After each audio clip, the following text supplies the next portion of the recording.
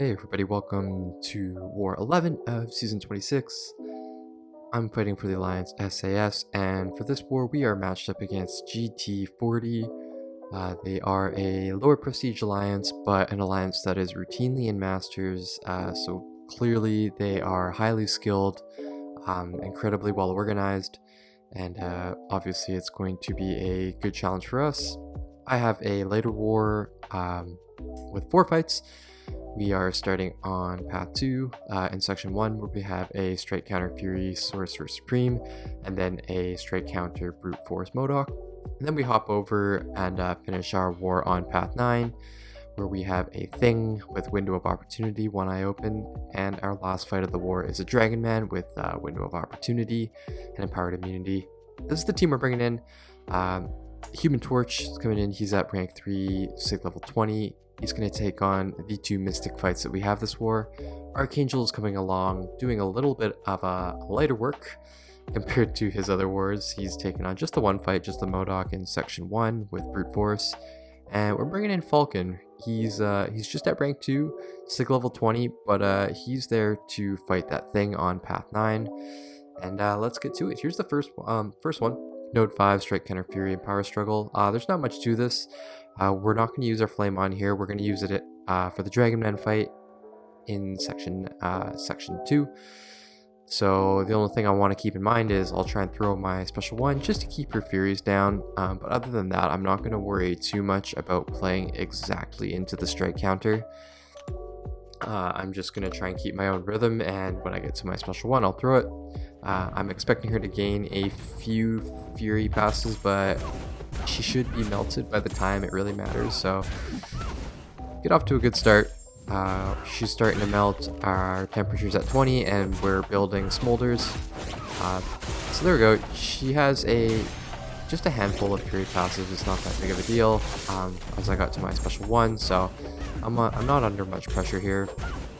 I'll probably throw off my Special 1 again at some point, just to keep those Fury stacks down, but she's almost a quarter of her health left, and she isn't throwing her specials, so I get a little bit sketched out. But at the end of the day, Torch is almost unkillable against the right Mystic matchup, and we're able to get through that one fairly cleanly.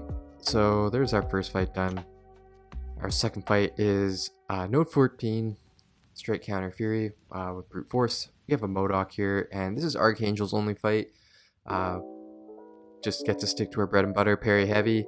We'll bait his Special 1 and just try and re-parry as much as we can within comfort, just to maximize the amount of poisons that we apply to him. This is the only fight that I have Archangel, so I don't need to worry about the chip damage too much. I just have to worry about getting the full attack bonus out of this fight. That's a great start. Multiple leads stacked, and we were able to get a reparry to get an additional poison. So we've got 3 neurotoxins on him. This is a really good start. We were able to bait out that SP3. Not as worried about Brute Force. Like I said before, I'm not too worried about the chip damage. I am looking at the neurotoxin timers here, and I forget that he has a bar of power, so I do end up taking that SP1, but didn't hurt me too much. Just a little bit of health, which doesn't matter.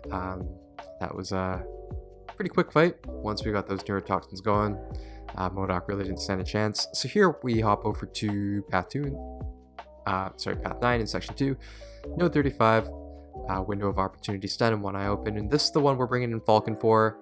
I am boosted pretty heavily, so not too worried about the fact that he's just a rank 2. Plan is to just get locked on, get my hits in, and do whatever I can to not get cornered, because I think that's the only way that I can actually die in this fight. Pretty used to fighting Thing at this point. So, right off the start, I'm going to dash back and get locked on. So, don't have to worry about Protect. We don't have to worry about managing his rock stacks. Just trying to get as many hits in as we can, take advantage of the locked on duration. And he's going down fairly quickly. I think I have a 30% boost and a 15% attack boost. So he's hitting really hard here. just have to buy time while we're on cooldown, so I'm going to be hitting his block a bunch. I'm not going to be too concerned about saving my hits because I'll be locked on. And there we go, we get to trigger it for a second time this fight, and I'm going to throw the special 2. That's a nice chunk of damage there, and we are in the red zone. At this point, I know this fight is pretty much over. And that was cool to get that one through. It's my first time using Falcon in a high stakes scenario, so always good to get that one done. And this is our 4th fight here, Human Torch versus Dragon Man. This is why we saved our Flame On ability, so we're going to use it here. I took this fight last war and it went fairly smooth. All I had to do was punish Dragon Man's heavies and specials, and I'll make sure to block the specials because 1, it removes a power charge from him since I don't have easy access to stun, and 2, it'll give me an ineptitude debuff, which is really just free willpower healing. But this is the last fight of my war, so I don't have to worry about the chip damage too much. So there's a pretty decent start. We're starting to stack on some Novas and some Power Stings, and he does throw that first SP1, which we block. So we have an ineptitude debuff. We're going to be ticking our life back up. At this point, I don't want to get cornered, but he's not really throwing that special 1, so push him to the special 2, and then he's a little bit passive again, and at this point I know he's throwing his heavy. So quick glance at his power meter, he's really close to a special 3, and at a quick glance at the stun reflection timer, he's about to go stun immune again. So I think to myself, I probably have to dodge this, punish, and try and finish with a special 1, but I was a split second too late in punishing, and he special intercepts me. All of those hits crit, and thankfully we don't die. Whew. So yeah, that was a super sweaty one, but really glad that we were able to escape that one with the full attack bonus. Unfortunately, we do lose this war. GT40 just straight up outplayed us, so congrats to them, good war to them. And as we head into War 12 of Season 26, it's looking like we're going to have to win to secure our spot in Masters. I think a loss, plus a little bit more going our way might result in us staying in Masters, but regardless, we'd rather fully control our fate. So, thanks for sticking around. We'll catch you at War 12.